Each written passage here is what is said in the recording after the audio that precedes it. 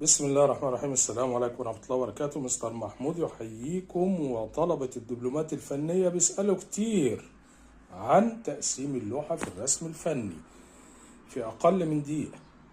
طول المسقط الرأسي زائد طول المسقط أو عرض الجنبي، الجنبي اللي هو عرض الأفق.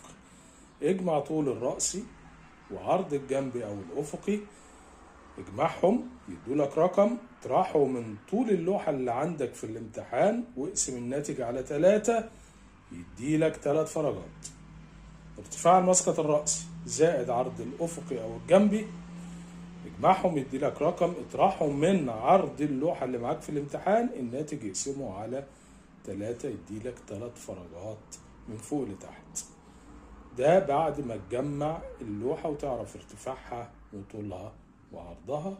ربنا يوفقكم. تحياتي.